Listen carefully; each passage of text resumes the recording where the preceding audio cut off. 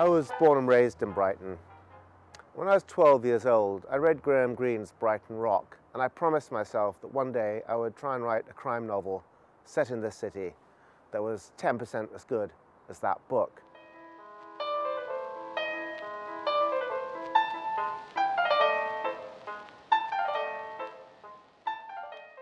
Dead Like You starts on New Year's Eve at the Metropole Hotel in Brighton, when a woman attending a ball is raped and her shoes are taken. When Roy Grace hears about this, he starts to fret, because 12 years ago, 1997-1998, he was involved in the case of a serial killer who was nicknamed Shoeman, who raped a series of women in the Brighton area and took their shoes. He wonders, is this a very clever copycat, or has Shoeman, after 12 years' silence, started offending again? Dead Like You, Chapter 1, December the 25th, 1997. We all make mistakes, all of the time. Mostly trivial stuff like forgetting to return a phone call, or to put money in a parking meter, or to pick up milk at the supermarket. But sometimes, luckily very rarely, we make the big one. The kind of mistake that could cost us our life. The kind of mistake Rachel Ryan made, and she had a long time to reflect on it.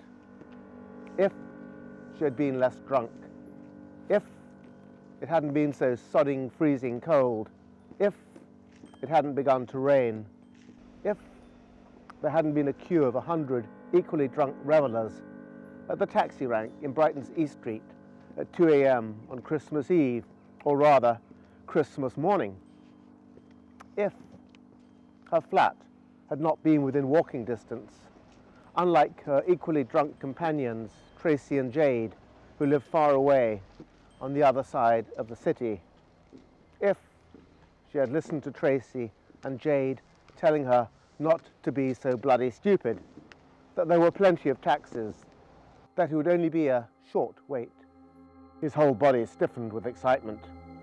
After 2 hours of waiting, watching, finally the woman he had been waiting for was turning into the street. She was on foot and alone. Perfect.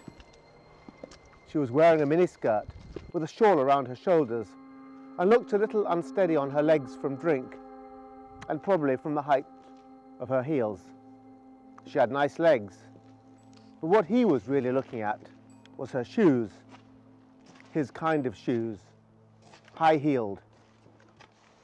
As she came closer, approaching beneath the sodium glare of the streetlights, he could see through his binoculars that they were shiny, as he had hoped. Very sexy shoes. She was his kind of woman.